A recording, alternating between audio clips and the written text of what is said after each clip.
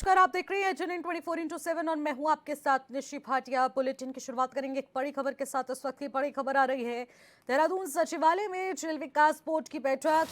मुख्यमंत्री पुष्कर सिंह धामी ने अध्यक्षता की। अधिकारियों से लिया गया है फीडबैक, जरूरी दिशा निर्देश भी इस बैठक में दिए गए हैं। बड़ी जानकारी है, अधिकारियों से फीडबैक लिया गया, जरूरी दिशा निर्देश भी अधिकारियों को दिए गए हैं। देहरादून सचिवालय में सीएम धामी ने की बैठक। मुख्यमंत्री पुष्कर सिंह धामी की अध्यक्षता में अधिकारियों से फीडबैक लिया गया, दिशा निर्देश भी दिए गए। जेल विकास बोर्ड की बैठक, देहरादून सचिवालय में जेल विकास बोर्ड की बैठक का आयोजन सीएम धामी की अध्यक्षता में इस बैठक का आयोजन हुआ, जहां अधिकारियों से फीडबैक लिया गया और उन्हें आवश्यक दिशा निर्देश दिए गए हैं। बड़ी जानकारी, अधिकारियों से फीडबैक, जरूरी दिशा निर्देश भी इस दौरान दिए गए हैं संबंधित अधिकारियों को। तो इसी खबर पर ज्यादा जानकारी के साथ हमारे संवाददाता योगेश आर्य हमारे साथ सीधे फोन लाइन के जरिए जुड़ रहे हैं। योगेश, देहरादून सचिवालय में जेल विकास बोर्ड की बैठक का आयोजन हुआ, आखिरकार इस बैठक के जरिए क्या कुछ नतीजा निकलकर सामने आया है? इस बैठक में क्या कुछ चर्चा हुई? देखिए, इसी उत्तराखंड सचिवालय में जेल विकास बोर्ड की बैठक हुई है। मुख्यमंत्री पुष्कर सिंह धामी की अध्यक्षता में इस बैठक में जो है अधिकारियों से मुख्यमंत्री पुष्कर सिंह धामी ने फीडबैक लेने के साथ साथ जरूरी दिशा निर्देश दिए हैं। और अगर देखा जाए तो क्योंकि इस बैठक का सीधे मुख्य उद्देश्य जो था वो यही था कि पुरानी इमारतों का नवीकरण कितना हो पाया है, हाईटेक सिक्योरिटी सिस्टम के आधार पर जो है, चाहे वो सीसीटीवी हो या रीइग्निशन से हो, उसको लेकर की बात हो, रेडियो फ्रिक्वेंसी को जैमर अपग्रेड की बात हो, तो इन चीजों में कितना सुधार हो पाया है। साथ साथ नई बैरेक जो है जेलों की, वो उनका निर्माण किस तरह से है, और ट्रायल में जो लंबित कैदी हैं उनके लिए फास्ट ट्रैक प्रोसेस जोड़ दिया गया था, उस पर कितना काम हो पाया। तो इन तमाम चीजों पर जो है कहीं ना कहीं फीडबैक लिया गया है मुख्यमंत्री की ओर से, और साथ ही साथ जरूरी दिशा निर्देश भी दिए गए हैं। तो कहा गया है कि जमानत और पैरोल जो सिस्टम है उसको डिजिटल किया जाए, और उसमें डिजिटल करने के साथ साथ ये ध्यान रखा जाए कि ये काम जो है वो थोड़ा तेजी पर हो, क्योंकि इसमें हिलावलाई ना हो और तेजी पर जो है काम काज को देखा जाए। जी ठीक है योगेश, बहुत बहुत शुक्रिया तमाम जानकारी के लिए। खबरों में आगे बढ़ेंगे। देहरादून युवा कल्याण और प्रांतीय रक्षक दल निदेशालय में प्रांतीय रक्षक दल के स्थापना दिवस पर सेरेमोनियल परेड का आयोजन हुआ, जिसमें मुख्यमंत्री पुष्कर सिंह धामी ने शिरकत कर परेड का निरीक्षण किया। इस मौके पर उनके साथ खेल और युवा कल्याण मंत्री रेखा आर्य भी मौजूद रही। ये भी बता दें कि पीआरडी जवानों के योगदान को सम्मान देने और उनके कल्याण के लिए सरकार की प्रतिबद्धता दर्शाता है।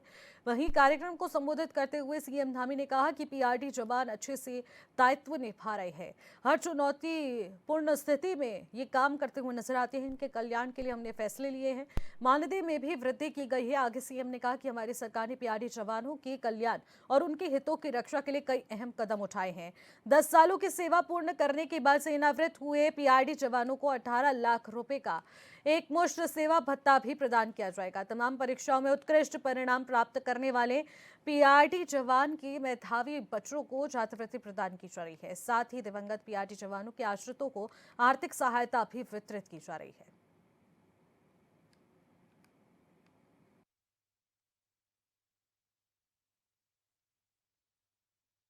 आज के इस अवसर पर जहां एक और विभिन्न परीक्षाओं में उत्कृष्ट परिणाम प्राप्त करने वाले पीआरडी जवानों के हमारे मेधावी बच्चों को छात्रवृत्ति प्रदान की जा रही है, वहीं मृत एवं सेवानिवृत्त पीआरडी जवानों और उनके आश्रितों को आर्थिक सहायता भी प्रदान की जा रही है। साथियों, आप सभी ने धैर्य से, समर्पण से और अदम्य इच्छा शक्ति के साथ प्रदेश में सामाजिक सुरक्षा और जनसेवा के क्षेत्र में हमेशा अग्रणी भूमिका निभाई है। आप लोग प्रदेश में अनेक कामों को आगे बढ़ाते हैं, अनेक कामों का संचालन करते हैं, व्यवस्थित करते हैं, उनको समन्वय में ले जाने का काम करते हैं, चाहे वो यातायात व्यवस्था को सुचारू बनाना हो, प्रशासन की सहायता करनी हो, सुरक्षा व्यवस्था देखनी हो, या कहीं लिपिकी कार्यों को और विभिन्न दायित्वों को अत्यंत कुशलता और निष्ठा के साथ निभा रहे हैं। इसके साथ ही जैसा अभी माननीय मंत्री जी ने बताया कि बहुत सारे काम चाहे वो प्राकृतिक आपदाओं के दौरान हो या प्रत्येक चुनौतीपूर्ण परिस्थिति में सबसे पहले पहुंचकर जनजीवन की रक्षा करने में अपना महत्वपूर्ण योगदान देना हो। आप लोगों ने चारधाम यात्रा के दौरान भी जिस धैर्य से, संवेदनशीलता और सजगता के साथ लाखों लाख श्रद्धालुओं को सुरक्षित यात्रा संपन्न कराने में अपना सहयोग दिया है, वो अत्यंत प्रशंसनीय है। इसके लिए मैं आप सभी का हृदय तल से आभार व्यक्त करता हूं। साथियों, हमारी सरकार ने आप लोगों के कल्याण और हितों की रक्षा के लिए अनेकों महत्वपूर्ण निर्णय लिए हैं। उनको बहुत विस्तार से अभी माननीय मंत्री रेखा जी ने बहुत विस्तार से यहाँ पर आप सबके समक्ष रखा। जहाँ राज्य गठन के समय हमारे पीआरडी जवानों को मात्र 65 रुपये प्रतिदिन भत्ता मिलता था, उसमें 10 गुना वृद्धि करते हुए 650 रुपये प्रतिदिन करने का काम किया है। वहीं हमने नई नियमावली जारी करने के उपरांत जहां एक और पीआरडी जवानों के आश्रित बच्चों को छात्रवृत्ति प्रदान करने का भी कार्य किया है, वहीं मृत एवं घायल पीआरडी जवानों और उनके आश्रितों को 70 लाख रुपए से अधिक की सहायता राशि भी प्रदान की है। इसके साथ ही हमने 10 वर्ष की सेवा पूर्ण करने के बाद सेवानिवृत्त हुए पीआरडी जवानों को 18 लाख रुपए का एक मुश्त सेवा भत्ता भी प्रदान किया है। यही नहीं, हमने सांप्रदायिक दंगों में ड्यूटी के दौरान मृत्यु होने पर परिवार को मिलने वाली राशि को भी बढ़ाया है, 1 लाख से 2 लाख किया है। हमने जहां एक और पीआरडी जवानों की अति संवेदनशील ड्यूटी में मृत्यु होने पर देय राशि 75,000 रुपये से बढ़ाकर 1.5 लाख रुपए की है। वहीं सामान्य ड्यूटी में मृत्यु होने के दशा में मिलने वाली राशि को भी 50,000 से बढ़ाकर 1 लाख रुपया किया है। इतना ही नहीं, हमने सांप्रदायिक दंगों और अति संवेदनशील ड्यूटी के दौरान जान गंवाने वाले स्वयंसेवकों के अंतिम संस्कार के लिए भी नई नियमावली में अलग से प्रावधान किया है। इसके साथ साथ हमने प्राकृतिक आपदा के कारण होने वाले नुकसान के लिए भी संबंधित अधिकारी की संस्तुति पर अधिकतम 50,000 रुपये की सहायता का प्रावधान भी पीआरडी जवानों के लिए किया है। हमारे जवानों की सेवा के प्रति निष्ठा का सम्मान करते हुए हमने वर्ष 2023 में शासनादेश जारी कर मृत एवं अपंग जवानों के आश्रितों को पीआरडी जवानों के रूप में पंजीकृत करना आरंभ किया था, जिसके पश्चात अभी तक पंजीकृत 190 आश्रितों में से 133 आश्रितों को रोजगार भी प्रदान किया जा चुका है। मुझे बताया गया कि इस माह 149 पंजीकृत आश्रितों को विभागीय अर्धसैन्य प्रशिक्षण भी प्रदान किया जाएगा, जिससे न केवल वो अपने कौशल में वृद्धि कर सकेंगे, बल्कि भविष्य में पीआरडी सेवा के विभिन्न दायित्वों को और अधिक दक्षता और कौशल के साथ, तत्परता के साथ निभाने में सक्षम होंगे। आज के इस अवसर पर आपके लिए मैं कुछ घोषणाएं भी करना चाहता हूं कि पीआरडी के हमारे जवानों के लिए एक विशिष्ट प्रशिक्षण संस्थान की स्थापना की जाएगी। पीआरडी जवानों को अब ड्यूटी के दौरान चिकित्सालय में भर्ती होने की स्थिति में उपचार के दौरान ड्यूटी पर ही माना जाएगा और उन्हें अधिकतम 6 माह का मानदेय भी प्रदान किया जाएगा। इसके अतिरिक्त ग्राम स्थल रायपुर में खेल मैदान का निर्माण भी किया जाएगा।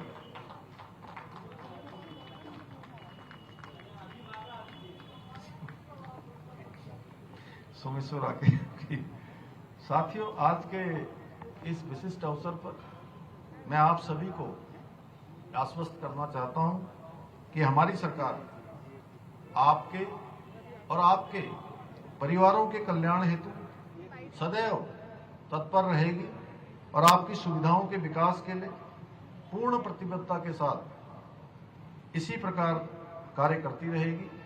इन्हीं शब्दों के साथ आप सभी को पुनः पीआरडी स्थापना दिवस की हार्दिक बधाई देते हुए मैं अपनी बात को समाप्त करता हूँ। धन्यवाद। जय हिंद, जय भारत, जय उत्तराखंड। भारत माता की, भारत माता की। भारतीय जनता पार्टी देश और प्रदेश के हिस्सों में रह रहे प्रवासियों को मतदाता सूची से जोड़ने के कार्य में लग गई है। राज्य सरकार भी प्रवासियों के लिए समय समय पर कई सम्मेलन करता दिखाई दे रहा है। वहीं मुख्यमंत्री पुष्कर सिंह धामी ने बताया कि 6,500 से ज्यादा लोगों ने रिवर्स पलायन राज्य के अंदर किया है, जो बहुत ही उत्साहजनक है। सरकार की ओर से रिवर्स पलायन को लेकर और ज्यादा कोशिशें की जा रही हैं। वहीं प्रवासियों के लिए भी एक दिन का सम्मेलन उनके लिए अपने जिले में होगा और उसके लिए भी राज्य सरकार योजना बना रही है, जिससे आपस में चर्चा की जाएगी। अभी तक देखिए जो एक अच्छी संख्या 6,500 से अधिक की संख्या इस वर्ष लोगों ने रिवर्स पलायन राज्य के अंदर किया है, जो हमारे लिए बहुत उत्साहजनक है। हम उसमें और प्रयास कर रहे हैं और प्रवासी जो मैंने पंचायतों की बात की है, उसमें देश और दुनिया में रहने वाले सभी हमारे प्रवासी भाई बहन या जो राज्य के अंदर भी अलग स्थानों पर निवास करते हैं, उन सभी को अपने अपने जनपदों में एक दिन जो है सबका सम्मेलन हो, आपस में लोगों की चर्चा हो, इस प्रकार की योजना पर भी हम काम करें।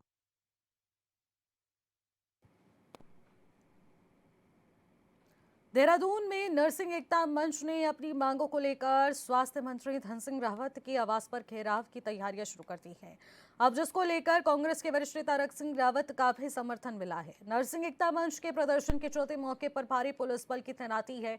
बता दें कि नर्सिंग स्टाफ की नर्सिंग भर्ती को वर्षवार करने की मांग की गई है, तो ऐसे में परीक्षा के जरिए चल रही भर्ती प्रक्रिया को निरस्त करने की मांग भी उजागर हो चुकी है।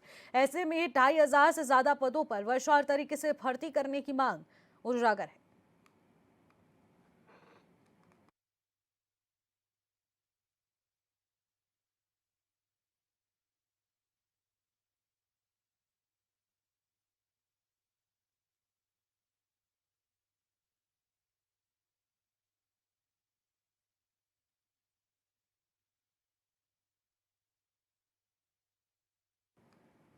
तो बता दें कि वर्षवार नर्सिंग भर्ती की प्रक्रिया को लेकर लगातार नर्सिंग अभ्यर्थियों के प्रदर्शन का दौर शुरू हो चुका है। समर्थन में आपको बता दें कि यहाँ पर तमाम नेतागण भी पहुंच रहे हैं और इससे भी रख सिंह रावत की मौजूदगी भी यहाँ पर दर्ज हुई है, जो कि वर्षवार नर्सिंग भर्ती की प्रक्रिया को लेकर लगातार उनकी मांगों के साथ सजग नजर आ रही हैं, जो कि उनका समर्थन देते हुए नजर आए। नर्सिंग एकता मंच के प्रदर्शन के चौथे मौके पर भारी पुलिस बल की तैनाती भी है। खबरों में आगे बढ़ेंगे। कृषि, कृषक कल्याण, सैनिक कल्याण और ग्राम्य विकास विभाग के मंत्री गणेश जोशी ने सर्किट हाउस अल्मोड़ा में विभाग की विस्तृत समीक्षा बैठक की है, जिसमें उन्होंने कृषि उद्यान, सैनिक कल्याण और ग्राम्य विकास विभागों की योजनाओं की प्रगति के बारे में जानकारी ली। समीक्षा के दौरान कई अधिकारी बिना आवश्यक आंकड़ों के उपस्थित हुए, जिस पर कैबिनेट मंत्री ने कड़ी नाराजगी भी जाहिर की है और उन्हें चेतावनी दी। उन्होंने स्पष्ट निर्देश दिए कि अगली बैठक में सभी अधिकारी पूरे तथ्यों और आंकड़ों के सामने लेकर उन्हें उपस्थित हुए। मंत्री जोशी ने कहा कि केंद्र और राज्य सरकार जनता के हित में कई योजनाएं चला रही हैं, जिनका लाभ प्रत्येक पात्र व्यक्ति तक पहुंचना चाहिए। उन्होंने अधिकारियों को निर्देशित किया है कि योजनाओं की जानकारी और सब्सिडी और लाभ से संबंधित विवरण आम जनता तक प्रभावी रूप से पहुंचाया जाए।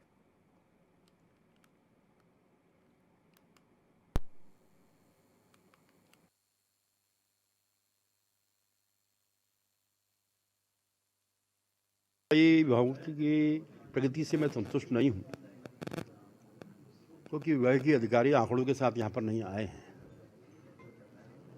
मैंने उनसे कहा कि भविष्य में जब आप बैठक में आए पूरी तैयारी के साथ आए, क्योंकि आज जितनी भी चाहे भारत सरकार की हों चाहे प्रदेश सरकार की योजनाएं हैं, वो सीधे आम जनमानस तक अगर पहुँचे तो हम कृषि वो उद्यान से इस प्रदेश की आर्थिकी को हम बदल सकते हैं। आज हम मिलेट्स के लिए पॉलिसी लेकर आए हैं, उसमें 80% सब्सिडी देते हैं। हम कीवी के लिए पॉलिसी लाए हैं, उसमें हम सब्सिडी देते हैं। हम ड्रैगन फ्रूट के लिए सब्सिडी लाए हैं, हम एप्पल के लिए सब्सिडी लाए हैं। विद्या भारती और अखिल भारतीय शिक्षण संस्थान की ओर से सरस्वती शिशु विद्या मंदिर पांडुकेश्वर के मातृशक्ति के लिए 1 दिवसीय सप्त शक्ति संगम कार्यक्रम हुआ, जिसमें अलकनंदा घाटी की मातृशक्तियों ने बढ़ चढ़कर हिस्सा लिया। इस मौके पर स्कूल परिवार से जुड़े आचार्य गीता चौहान और लाम पकड़ ग्राम पंचायत की ग्राम प्रधान मीना चौहान ने बताया कि इस सप्त शक्ति संगम में मातृशक्ति के 7 गुणों को समझाया गया है। इन गुणों को हमने किस तरह से अपने जीवन में आत्मसात करना है, इस संबंध में बहुल्य जानकारी और सुझाव दिए गए।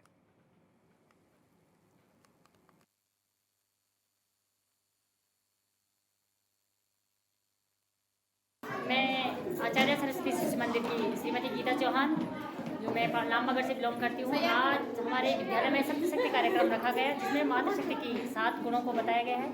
और मातृशक्ति के जो ये 7 गुण हैं, मैं किस प्रकार से हमें उन गुणों को अपने अंदर लाना है, ये हमें इस कार्यक्रम के तहत हमारे मुख्य वक्ताओं ने हमें बताया। और हमारे आज की जो मातृशक्ति है वो भी बहुत धन्यवाद के पात्र हैं। वो हमारे अमूल्य समय देकर हमारे विद्यालय में आए और इस सप्तशक्ति कार्यक्रम को उन्होंने बढ़ चढ़ कर हिस्सा लिया। और आगे भी हमारी पूरी कोशिश रहेगी कि वो इसी प्रकार के कार्यक्रमों को बढ़ावा दे। जिस प्रकार से मातृशक्ति महिला सशक्त होगी तभी तो समाज सशक्त होगा। मातृशक्ति का ये जो कार्यक्रम है वो आगे भी इसी तरह आगे भी बढ़ेगा और आगे भी इस प्रकार के हमें देखने को मिलेगा। धन्यवाद। खबरों में आगे बढ़ेंगे। अल्पसंख्यक कार्य मंत्रालय की ओर से वक्फ संपत्ति में सुधार, पारदर्शिता और पंजीकरण प्रबंधन को सुगम बनाने के उद्देश्य से तैयार किए गए वेब पोर्टल उम्मीद में रजिस्ट्रेशन की तारीख अब बढ़ा दी गई है। उत्तराखंड वक्फ बोर्ड अध्यक्ष आदाब शम्स ने बताया कि तकनीकी और अन्य कारणों के चलते अब तक केवल 20% संपत्तियां ही पोर्टल पर दर्ज हो पाई हैं। आंकड़ों के मुताबिक प्रदेश की कुल 5388 वक्फ संपत्तियों में से सिर्फ 1471 ही पंजीकरण हो पाई हैं। उन्होंने बताया कि सर्वोच्च न्यायालय के आदेश के अनुसार सभी को अपनी वक्फ संपत्तियों को राज्य ट्रिब्यूनल में दर्ज कराने के निर्देश दिए गए थे और इस क्रम में गढ़वाल ट्रिब्यूनल ने उत्तराखंड वक्फ बोर्ड को 11 दिसंबर तक का समय दिया है। अब बोर्ड अध्यक्ष ने उम्मीद जताई है कि रजिस्ट्रेशन की तारीख और आगे बढ़ा दी जाए।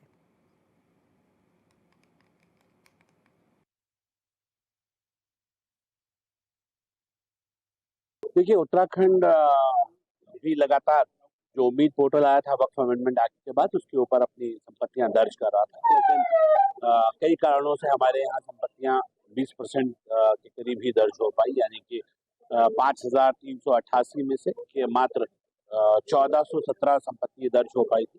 इसलिए माननीय सर्वोच्च न्यायालय का ये आदेश था कि समय सर्वोच्च न्यायालय ना बढ़ा के कि सब अपने अपने स्टेट में जो अपने वक्फ ट्रिब्यूनल है उसमें जाए। तो उत्तराखंड वक्फ बोर्ड भी वक्फ ट्रिब्यूनल गया है।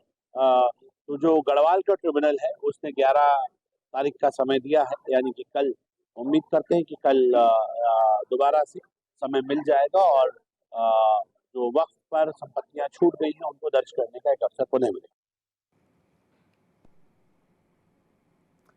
खबरों में आगे बढ़ेंगे। हरिद्वार उप संभाग में परिवहन विभाग की बड़ी कार्रवाई देखने को मिली है, जहां संभागीय परिवहन अधिकारी देहरादून के निर्देश पर ARTO निखिल शर्मा के मार्गदर्शन में ATS भादराबाद केंद्र का विशेष निरीक्षण किया गया है, जिस दौरान टीम ने कुल 18 वाहनों को फिटनेस जांच पूरी करने के लिए कहा और जिनमें से 6 वाहन मानकों पर खरे नहीं उतरे और उन्हें सीधे फेल रिपोर्ट जारी कर दी गई।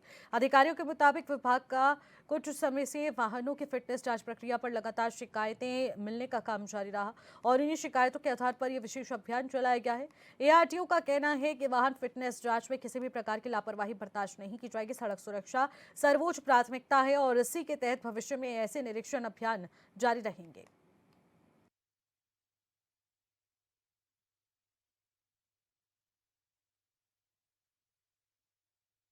इसमें संभागीय परिवहन अधिकारी महोदय देहरादून के द्वारा निर्देशित किया गया था कि जो संभाग के अंदर जितने भी ATS सेंटर है वहाँ के जो संबंधित ARTO हैं उनके द्वारा निरीक्षण किया जाए, वहाँ के जो हमारे RI टेक्निकल हैं उनके साथ। तो उसी के क्रम में हमारे यहाँ हरिद्वार उप संभाग में ATS भादराबाद संचालित है, तो उसका मेरे द्वारा एवं जो हमारे RI साहब हैं टेक्निकल, उनके द्वारा यहाँ पे निरीक्षण किया जा रहा है। अभी तक हमने यहाँ पे 18 वाहनों का निरीक्षण किया है, जिसमें से कि 6 गाड़ियाँ जो हैं वो फिटनेस टेस्ट में पास नहीं हो पाएंगी और उनकी जो है आज की डेट में फेल्ड रिपोर्ट ही यहाँ से बन जाएगी। देखिए, उन्हीं शिकायतों के क्रम में ही ये निर्देशित किया गया है आज इस इंस्पेक्शन के लिए और उन्हीं शिकायतों के क्रम में हम लोग आज यहाँ पे इंस्पेक्शन।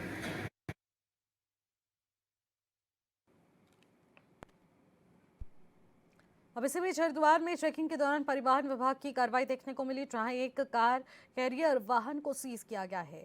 अधिकारी नेहा झा ने बताया कि चेकिंग टीम ने वाहन को रोका तो देखने को मिला कि कार कैरियर था और उसकी आरसी में ट्रक क्लोज बॉडी दर्ज मिली है। दस्तावेज की गड़बड़ी सामने आते ही वाहन को मौके पर ही सीज करना पड़ा।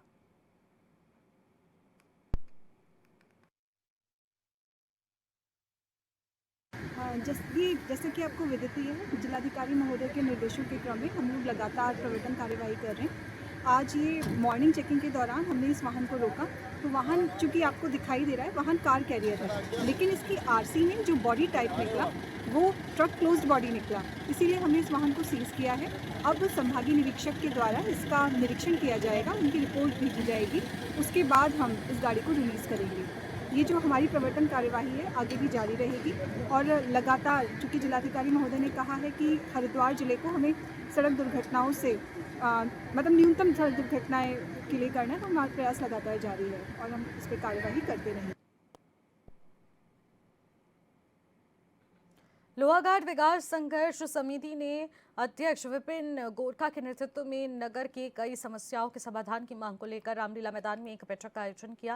बैठक में नगर की कई समस्याओं के समाधान को लेकर चर्चा की गई और इस दौरान अध्यक्ष विपिन गोरखा और संरक्षक प्रहलाद सिंह मेहता ने बताया कि जिले में एक भी लॉ कॉलेज नहीं है, जिस वजह से छात्र छात्राएं लॉ की पढ़ाई करने के लिए बाहर की दौड़ लगाने को मजबूर है।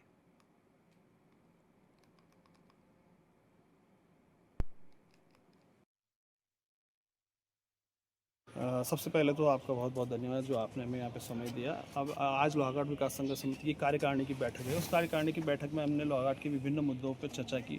जैसे कि जो हमारी चर्चा इस बारे में हुई थी कि हमने कुछ दिन पहले ईओ साहब के साथ, नगर पालिका के ईओ साहब के साथ हम लोग बैठे थे और हम लोगों ने उनके सामने एक बात रखी थी कि जो ये पार्किंग जो 1,22,00,000 से जो पार्किंग बनी है, उस पार्किंग में या तो घंटों के हिसाब से सब लोगों के लिए खोल दिया जाए, और अगर यहाँ अगर ऐसी स्थिति नहीं बन रही है तो वो जो है बेरोजगारों को रोजगार करने के लिए दे दिया जाए, जिससे कि यहाँ की जो स्थानीय बेरोजगार है वहाँ पे अपना ठेला हेला लगा लोगों के, कम से कम कुछ भी नहीं तो ऊपर नीचे कम से कम 40-50 लोगों को, महिलाओं को, और हम तो ये भी चाहते हैं कि महिला समूह को भी अगर वो दे दिया जाए तो वो भी अच्छी बात है, उसमें लोगों को रोज़गार मिलेगा। साथ ही साथ हमारे विभिन्न मुद्दे हैं, जैसे अभी हमने लॉ कॉलेज पे भी बात की है और हमने अभी बीच में अब आने वाले समय में पानी की किल्लत को देखते हुए उस पर भी चर्चा हुई है, और बहुत सारे जो अभी तक हमने बातें अपने लोहाघाट विकास समिति के माध्यम से उठा रखे, उन पर हम लोग चर्चा करके कल जल्द ही हम लोग विभागों में जाएंगे और डीएम साहब से इस पर बात करेंगे। लॉ कॉलेज की घोषणा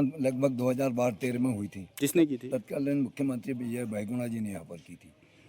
व्यक्ति नहीं होता पद पे, कुर्सी होती है। मुख्यमंत्री ने घोषणा की थी, हालांकि मैं वैसे बता रहा हूँ नाम की उनके कार्यकाल में हुई, लेकिन मुख्यमंत्री कोई भी आता है उसका दायित्व होता है पूर्व मुख्यमंत्रियों की जो घोषणा उसको पूरा करें। लेकिन आज तक हम ठगे गए हैं। इनकी घोषणाएं अभी तक ज़मीन में बहुत कम उतर पाई हैं। लॉ कॉलेज की घोषणा से हमारे यहाँ देखो, हमारे सराउंडिंग में देवीधुरा में, पार्टी में, लोहाघाट में सबसे बड़ा और पुराना डिग्री कॉलेज है यहाँ। आज चंपावत में डिग्री कॉलेज है, टनकपुर में इसी लेके डिग्री कॉलेज है। इतने जगह के हैं, इतने तमाम छात्र पढ़ के आगे निकल रहे हैं, सबको रोजगार मिल नहीं रहा है। कई लोगों को इस क्षेत्र में काम करना है था, लॉ के क्षेत्र में। हमारे इस समय काफ़ी बालिकाओं ने भी लॉ किया।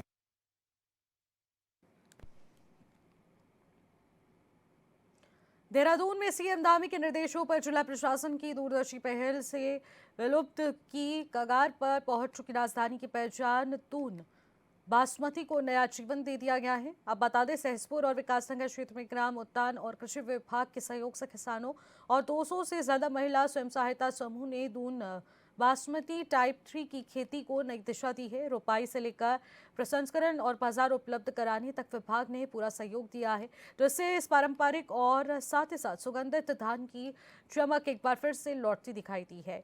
वहीं जिला प्रशासन ने 65 रुपये प्रति किलो की दर से 200 क्विंटल से ज्यादा दून बासमती की खरीद की है।